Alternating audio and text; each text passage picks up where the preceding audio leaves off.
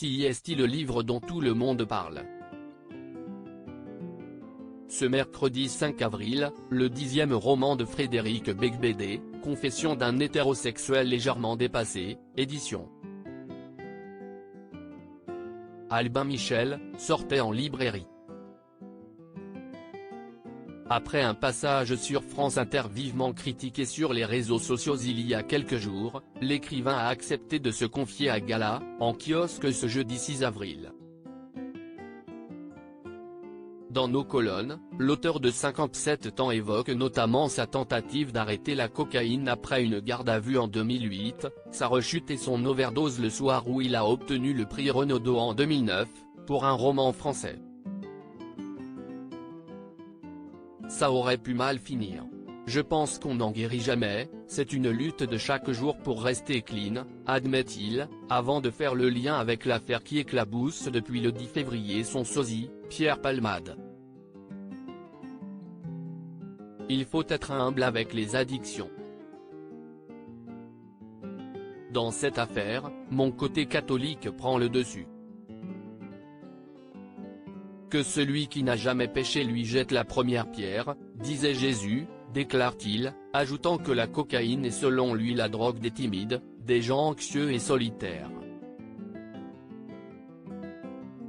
Elle donne une illusion de force alors qu'elle rend mégalo et insupportable. Mais on ne s'échappe pas facilement de cette secte, confirme ainsi Frédéric Beigbeder, notant toutes ces fois où Pierre Palmade a assuré être sur la voie de la guérison.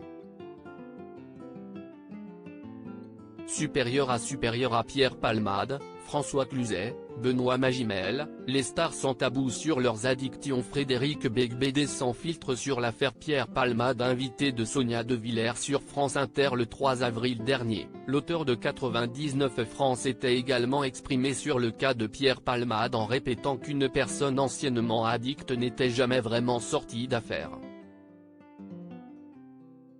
Il ne faut jamais croire un ancien toxicomane qui dit qu'il est guéri parce qu'on est jamais guéri, avait-il lâché, conscient des ravages de la drogue pour en avoir lui-même longtemps fait les frais et assimilant les addicts à une confrérie de gens qui se font du mal en groupe.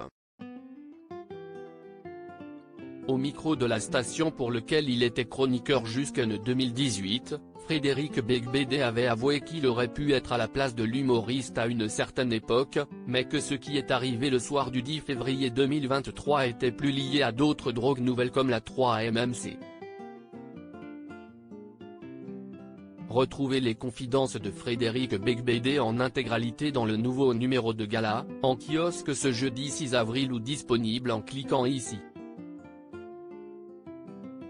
Vous pouvez aussi recevoir Gala chez vous chaque jeudi en profitant d'une offre d'abonnement sans engagement. Crédit photo, Christophe Clovis.